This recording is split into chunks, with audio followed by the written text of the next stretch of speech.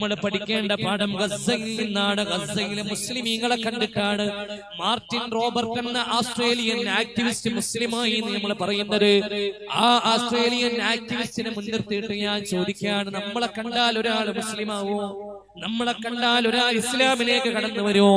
എന്റെ പ്രിയപ്പെട്ട സഹോദരങ്ങളെ, ഈ മുഹമ്മദുൽ മിസ്രി തന്റെ പ്രിയപ്പെട്ട 4 പെൺമക്കളെ കൊണ്ട് റാഫയിലെ അതിർത്തി ക്യാമ്പിലേക്ക് കടന്നു പോവാണ്, അഭയാർത്ഥി ക്യാമ്പിലേക്ക്. ആ ക്യാമ്പിന്റെ ഉള്ളിലെ അവസ്ഥ എന്താ? നീട്ടി വലിച്ച് കെട്ടപ്പെട്ട താർപ്പായിന്റെ ഷീറ്റ്.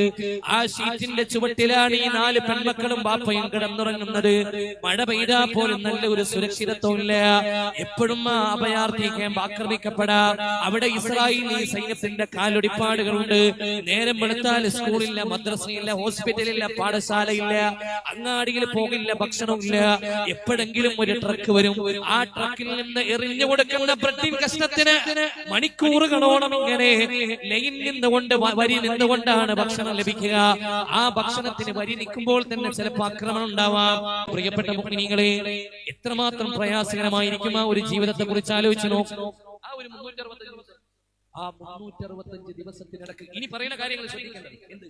ആ 365 ദിവസത്തിനിടക്ക് 22കാരിയായ ഫാത്തിമ നദ എന്ന മൂത്തവൾ തന്റെ അനുജത്തിമാരായ 3 പെൺകുട്ടികൾക്ക് ഖുർആൻ മനഃപ്പാഠമാക്കി കൊടുത്തു. എവിടെ? ഗസയിലെ റാഫ അതിർത്തിയിലെ അഭയാർത്ഥി ക്യാമ്പിന്റെ ഉള്ളിലിരുന്നിട്ട്.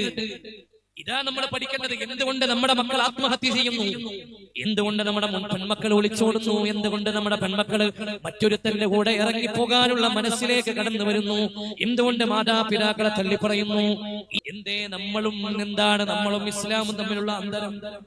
എന്തുകൊണ്ടാണ് ചെറിയ ചെറിയ കാര്യങ്ങൾക്ക് ആത്മഹത്യ ചെയ്യാൻ ഇവിടെ മനസ്സ് വരുന്നത്? എന്തുകൊണ്ടാണ് മാതാപിതാക്കളെ തള്ളിപ്പറയാൻ നമ്മുടെ മക്കൾക്ക് കഴിയുന്നത്? എന്തുകൊണ്ടാണ് നിസ്കരിക്കാതെ കിടന്നുറങ്ങുന്നത്? എന്റെ പ്രിയപ്പെട്ടവരെ, ഇസ്ലാമിന്റെ സംസ്കാരങ്ങൾ നഷ്ടപ്പെട്ടു പോകുന്നത് അതിന്റെ ഒരു കാര്യം ഇതാണ്. ഗസയിലെ അഭയാർത്ഥി ക്യാമ്പിൽ ഇരുന്നിട്ട് ഫാത്തിമ നദ എന്നുള്ള 22കാരി പഠിപ്പിച്ചു കൊടുത്തത് തന്റെ താഴെയുള്ള 3 പെൺകുട്ടികളെ ഖുർആൻ അവരുടെ ഖൽബിൽ ഖുർആൻ ഉണ്ട്.